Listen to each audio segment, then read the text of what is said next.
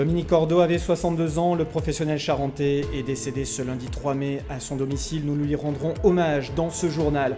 Nous reviendrons sur les faits marquants de sa carrière dans cette édition spéciale. Nous revivrons notamment le prix d'Amérique 2000 où au sulky de Galopin-du-Ravary, le cheval de sa vie, il avait pris la deuxième place derrière Général Dupaumeau. Galopin-du-Ravary qui au cours de ce même hiver 2000 lui avait offert également le prix de Paris. Dominique Cordeau, c'est plus de 1200 victoires. Nous avons ouvert la boîte à archives, une carrière riche, très riche, que nous allons revivre en images. Plusieurs témoignages, ceux de Gérard Cazeneuve, président de la Fédération régionale des courses du Sud-Ouest, qui est avec nous sur ce plateau, également par Skype et en direct. Régis Maurice, administrateur à la Société des courses d'Angoulême, et Jean-Claude Dugnoguez, ancien président de la Société des courses de Bordeaux. Bienvenue dans le JT édition spéciale.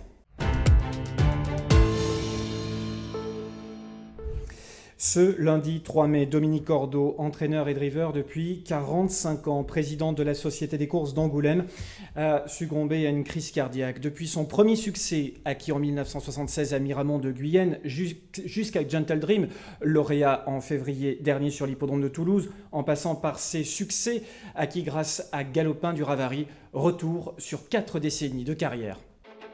Dominique Cordeau est né le 11 juillet 1958 à Civray dans la Vienne. Il a commencé sa carrière le samedi 17 juillet 1976 à Biarritz. Il termine 6e avec Grande Sarre.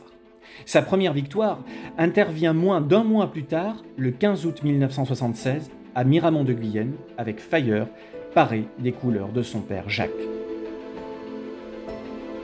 En 1990, il investit les anciennes écuries du baron de Rothschild à Champagné-Saint-Hilaire. C'est là qu'il fabriquera ses champions. Premier cap, celui des 900 succès. La 900e victoire est acquise à Nantes au sulky de Nougat-Morinville le 3 novembre 2004. La 1000e est obtenue le 17 janvier 2007 à Toulouse au sulky de Loustic-des-Preuilles. Mais Dominique Cordeau pousse toujours plus loin ses limites. Il obtient sa 1200e victoire le samedi 17 août 2013 à Châtelaillon-la Rochelle, au sulky d'Arabelle d'Auton, entraîné par Jean-Pierre Devenins, dont elle porte les couleurs.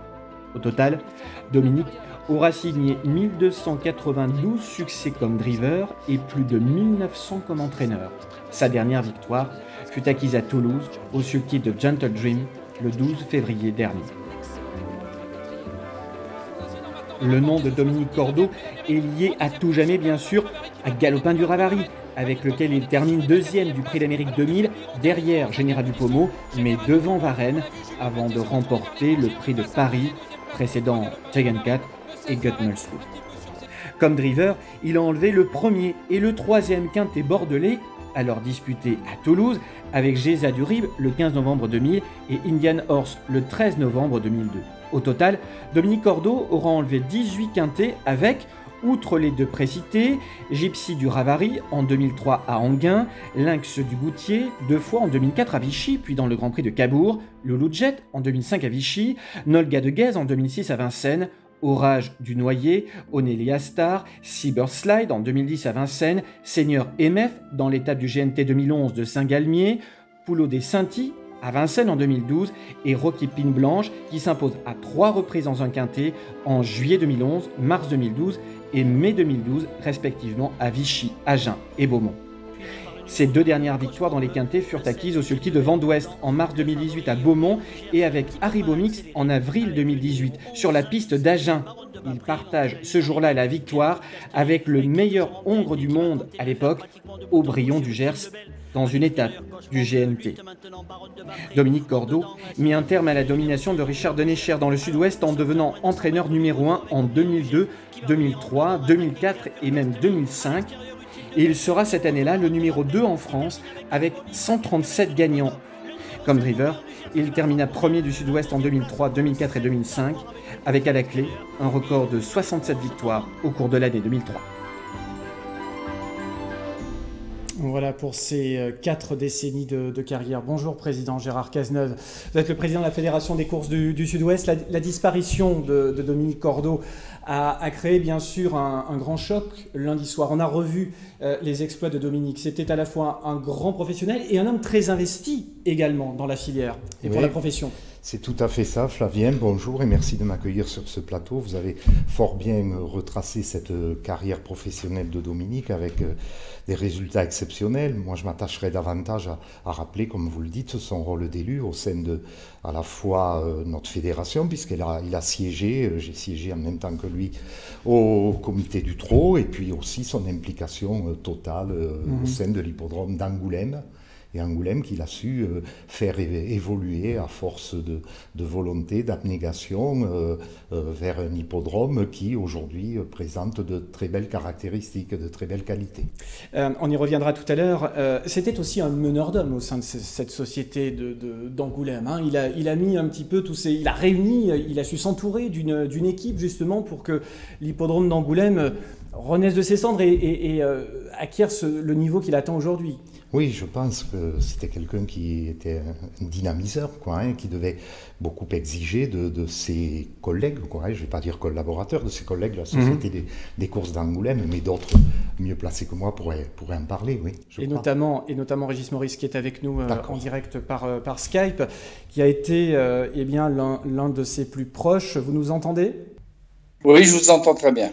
Alors, vous êtes le vice-président d'Angoulême, vous avez collaboré, vous avez travaillé avec Dominique Cordeau durant de nombreuses années. Quel homme était-il ? Un homme très gentil. Il savait ce qu'il voulait, il faisait beaucoup pour sa profession, pour le trot. Il voulait que ça avance. Voilà.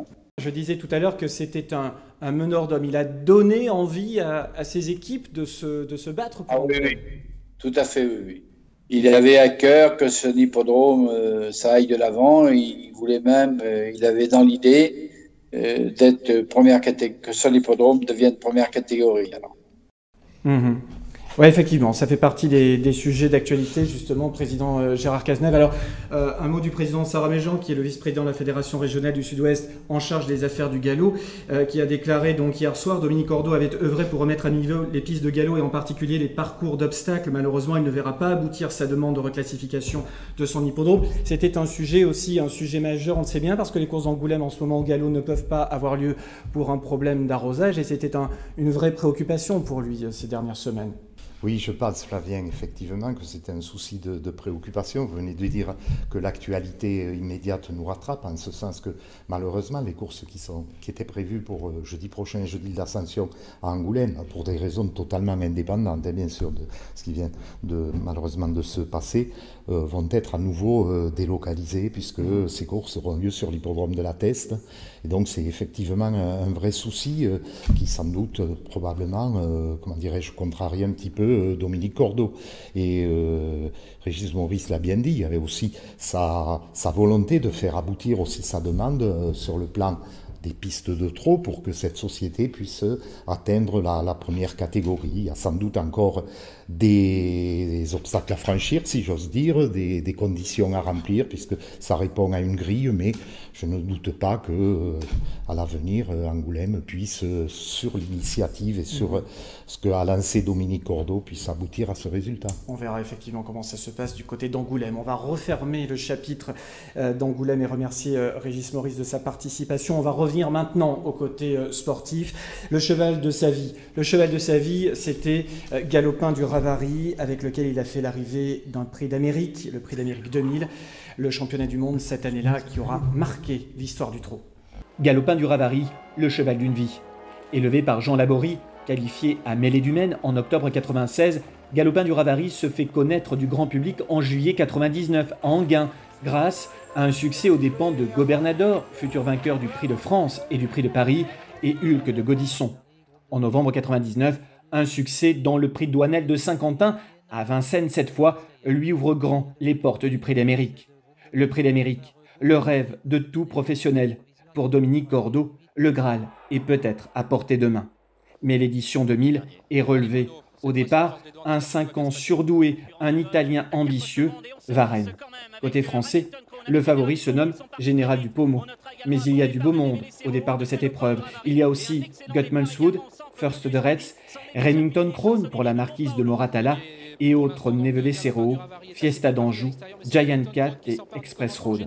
La partie est loin d'être gagnée. Mais le Charentais va se surpasser en ce 30 janvier 2000 sur la plus belle piste du monde. Comme à son habitude, Varenne, le champion transalpin, fonce tête baissée en tête de l'épreuve. Mais Varenne n'est pas encore le grand Varenne. À l'intersection des pistes, il raccourcit son action. Deux hommes tentent alors leur chance.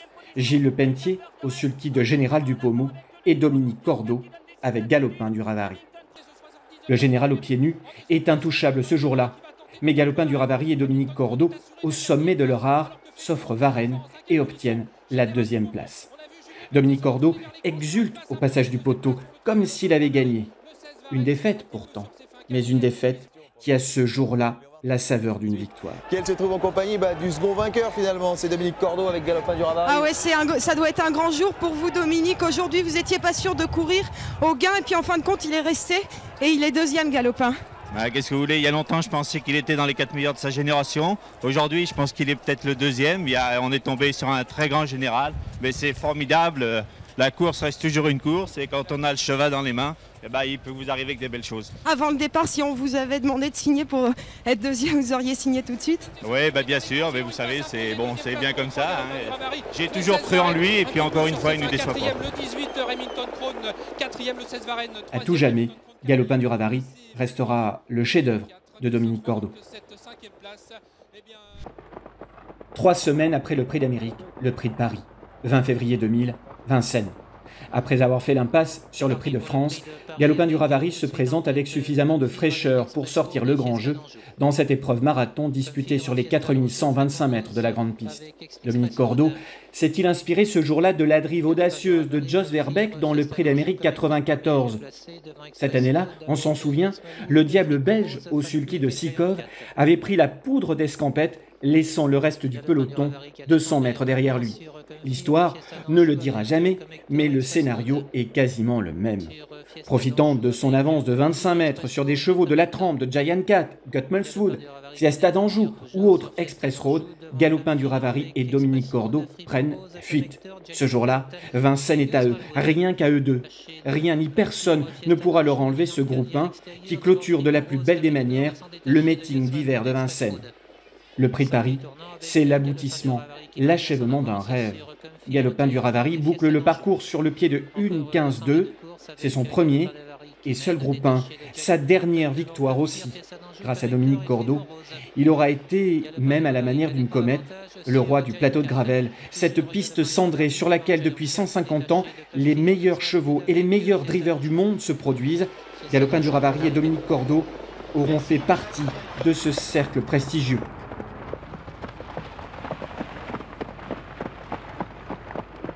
Sont ces images, quand on revoit ça, c'était il y a 20 ans, et cette 2e place dans le Prix d'Amérique, elle est extraordinaire. On a l'impression de la revivre. C'est vrai, et ces images donnent un frisson, effectivement, et surtout que la performance n'était pas unique, puisque c'est 4 semaines après le Grand Prix. 3 semaines après, oui. 3 semaines après, on voit cette victoire magnifique sur cette longue distance. Ouais, le Prix de Paris, c'était sa dernière victoire à Galopin du Ravary, et c'est sa victoire au niveau groupe 1. Alors pour parler de l'aspect sportif aussi, il est un homme qui note tout depuis quelques années maintenant. C'est Jean-Claude Dunoguez qui est avec nous, c'est la mémoire des courses dans le Sud-Ouest, ancien président de la Société des courses de Bordeaux qui est avec nous. Bonjour Jean-Claude, vous nous entendez bien ? Oui, bonjour. Alors, on a revu quelques exploits de Dominique Cordeau sur la piste, ses 45 années de carrière. Qu'est-ce qu'on peut retenir de la carrière et de l'homme aussi ? Tout d'abord, je voudrais avoir une pensée pour son entourage, qu'il soit professionnel, personnel ou familial, puisque si Dominique avait été formé par son père, un monsieur que j'ai eu le plaisir et l'honneur de connaître, il a formé, lui, à son tour, son fils, qui a gagné à Vincennes, et je me rappellerai toujours, pour avoir une conversation avec lui. Après, il avait appliqué la tactique préférée de son père, surtout tu restes à la corde. et il avait gagné une course à Vincennes, ce qui n'arrive pas à tout le monde.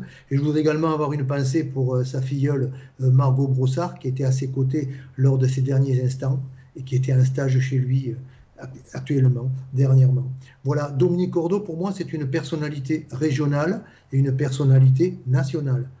Point de vue national, vous venez d'en parler, mais je trouve que c'est exceptionnel. Un entraîneur, un professionnel qui réussit à avoir un cheval le cheval de sa vie. Galopin du Ravary, il y a eu Magot, mais Galopin du Ravary a été le cheval de sa vie, comme Fanidol l'a été pour Richard de Necher, Risque Tout pour Gérard Payet, Brissac pour Jean-Alain Lif, Ilster d'Espien pour Jacques-Henri Trèche, et dernièrement Timoko pour Richard Westering. Je pense que les hommes du métier qui ont la chance de toucher un cheval qui les amène, dirons-nous, au firmament, c'est quelque chose d'exceptionnel et j'étais très heureux, j'avais eu l'occasion de discuter souvent avec lui de la chose. C'est merveilleux et il faut profiter, c'est sûr, je pense qu'il en a profité des bons moments.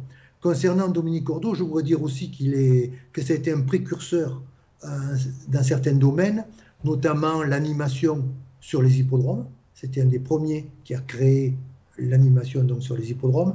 Également, il a été, il ne faut pas l'oublier, il a été président de l'amicale qui était des Deux-Charentes précédemment, qu'il a voulu, qu'il a agrandi.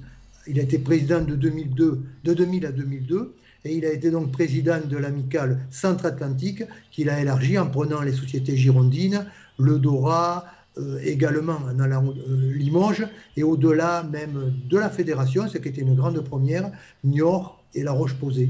Il faut se souvenir, donc c'est sûr que c'était un rassembleur qui avait un caractère, un fort caractère, mais qui, quelque part, était avant tout un meneur d'hommes. C'est absolument certain et indéniable. Point de vue régional, il a été, vous l'avez dit tout à l'heure, numéro 1, mais moi, au niveau notamment de Bordeaux, qui fut pendant, il y a quelques décennies, l'hippodrome numéro 1 du Sud-Ouest, il était, comme entraîneur au trot, il est deuxième en nombre de victoires derrière Richard de Necher.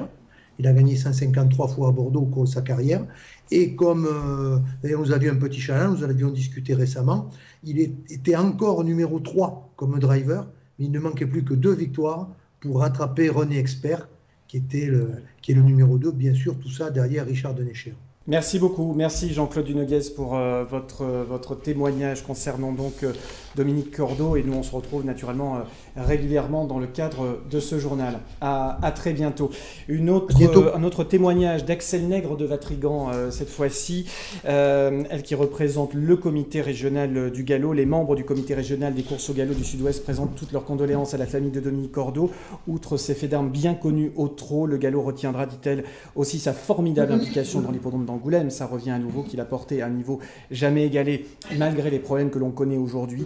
Les professionnels se souviendront de son caractère bien trempé qui témoignait de sa passion pour l'institution des courses. Voilà donc ce que nous pouvions dire sur Dominique Cordeau dans le cadre de cette édition spéciale. Nous y reviendrons d'ici quelques instants. Président, vous restez avec nous. Il y avait aussi de l'actualité cette semaine et au galop également du côté de Longchamp. On va regarder quelques images avec notamment le prix du Cherche-Midi. La semaine passée, on va revoir la belle deuxième place de Manoir qui est entraîné à Mont-de-Marsan par Bruno de Monzé. C'était sur 1000 mètres ligne droite. Manoir qui est devancé par Joséphine, une pensionnaire de Christophe Pisson. Manoir était associée à Julien Grosjean. Elle est très estimée par Bruno de Monzé, sachez-le. Longchamp toujours avec le prix Allez France au niveau groupe 3 et encore une belle démonstration pour un cheval entraîné à Mont-de-Marsan. Une jument en l'occurrence ici, All Rumors, entraînée par Xavier Thomas de Méholt. La jument effectuait sa rentrée, elle prend la 3e place, devancée par la Royer du Pré et Bahira. La Rouget Rahabilla se classe 2e. On rappelle que Rahabilla avait pris la 5e place du prix de l'Arc de Triomphe l'année dernière. All Rumors devrait prendre part au prix Corrida. Elle a très bien récupéré, au dire de son entraîneur que nous avons eu tout à l'heure au téléphone. On prend la direction de Tarbes également. Il y avait des courses le même jour. 2e réunion PMU de l'année sur l'hippodrome de La Loubert. Chez les Anglos, dans le critérium des 3 ans, victoire de Saint-Jacques, un pensionnaire de Kevin Tavares qui s'impose par 5 longueurs et demie pour ses débuts en compétition aux dépens de Joe Bello. À noter la bonne 3e place à nouveau de Hawaii de Pompadour qui venait de s'imposer. Il est donc 3e. C'est l'entraînement royanais d'Isabelle Gallorini. On prend la direction de Châtelaillon également. Il y avait des courses au trot le week-end dernier. Ce samedi 1er mai avec une grosse impression en ouverture de la Réunion avec le succès de Yébur-Léman dans la réduction kilométrique de 1:17,6. Alors ça n'a pas été très vite, mais l'impression visuelle est très bonne. C'est un pensionnaire de Maxime Bézier qui débutait en compétition. Il gagne avec de la marge, semble-t-il, d'après les dires de Maxime après course. Il y avait des courses également sur l'hippodrome d'Argentan et Cocorico pour David Bertrand qui a remporté sa 36e victoire. L'homme de confiance de Yannick Henry, drivé là pour l'extérieur. Il mène au succès Vickens Fingerprint, arrivé en France au début de l'année, 36e succès donc pour David. Il y avait des courses à Angoulême, mais au trot, autre Cocorico dans la 4e course du programme, avec la victoire de Hey Jude, avec au sulky Robin Bouvier qui atteint le cap des 50 succès, pardonnez-moi, 50 succès, synonyme de passage dans le rang des professionnels, 500 peut-être bientôt. D'ici quelques mois, le poulain est entraîné par Charles Bouvier, premier succès en 11 sorties pour ce fils d'Aladin Descajeul. Castel-Sarrazin, ensuite dans le Grand Prix, victoire d'Elson de l'Isop, qui est associé à Manu Criado dans la réduction kilométrique d'une 17,2 aux dépens d'Evident Charm, dont on a beaucoup parlé dans ce journal et qui prend ici la 2e place. Et puis on termine avec Limoges, où il y avait des courses au galop la semaine passée, le prix de la ville de Limoges, qui était le temps fort de cette réunion. On revoit quelques images avec la victoire ici d'Isana Béret, une élève d'Antoine de Vatrigan, qui ouvre son palmarès pour sa 4e sortie publique sous la selle de Damien Bosch. L'occasion pour nous de faire le point maintenant sur les chevaux à suivre, comme chaque semaine, avec du côté des trotteurs, Yébur-Léman, Illusion J-Pad, Imaco Verderie, Ibiza Griff, parmi les belles impressions de la semaine, ou encore Halo de Manche pour l'entraînement de Yannick Henry, Hanska Sauton, Dusty Jean et Iliad Méloise, puis du côté des chevaux de plat, Thunder Speed ou encore Sicilien, Maurice Bonas également, dont nous a parlé notre pronostiqueur Jean-Paul Delperrier la semaine passée, Tafzer Rainbow ou encore Serenity, qui seront sans doute à suivre. Tout de suite, l'agenda de la semaine. On va regarder ce qui nous attend la semaine prochaine dans le sud-ouest. Prenons date donc dès ce samedi avec course à Beaumont, Castillonnès, Dax en réunion premium et Royan. Ce sera d'ailleurs la rentrée des classes sur l'hippodrome de Dax. Dimanche 9, course à Bordeaux en premium, Châtelaillon et Montflanquin. Puis mercredi prochain, course à Toulouse. Jeudi 13, les courses d'Angoulême sont transférées à l'Atteste. Il y aura course également à l'Aréole et Montauban. Puis le week-end du 15 et du 16, course à Grenade et Toulouse.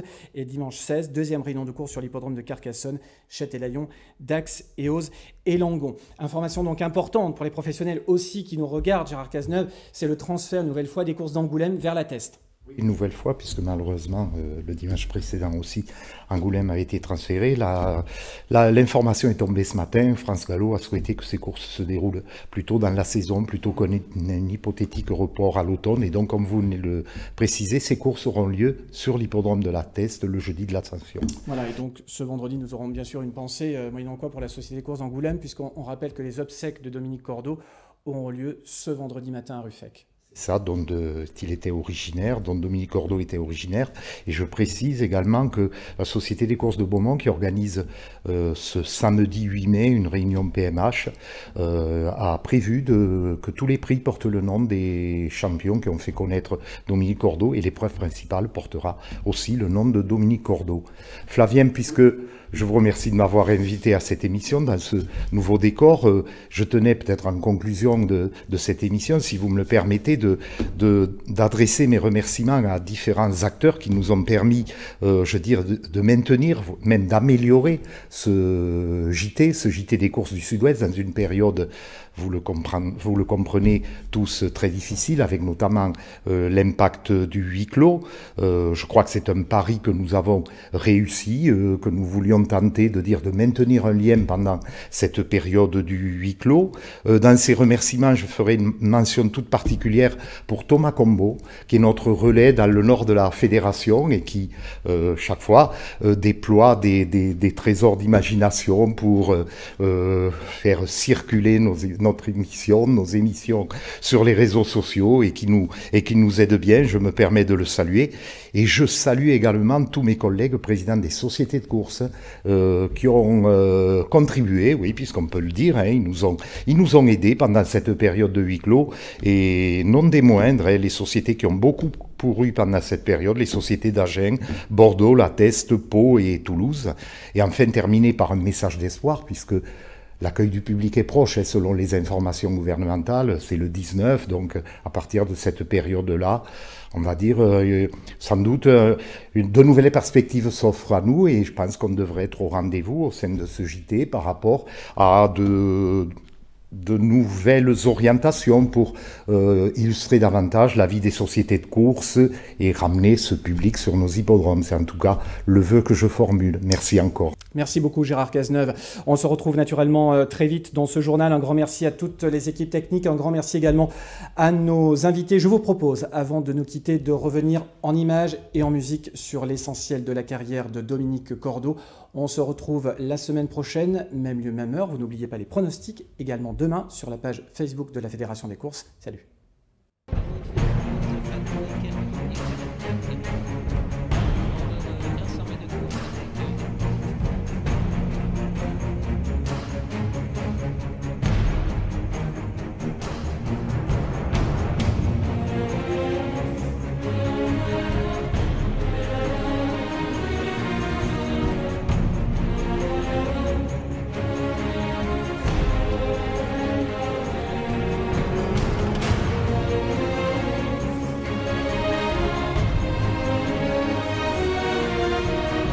On peut une nouvelle fois applaudir Dominique Cordeau, galopin du Ravary et lauréat du Victoire 2000.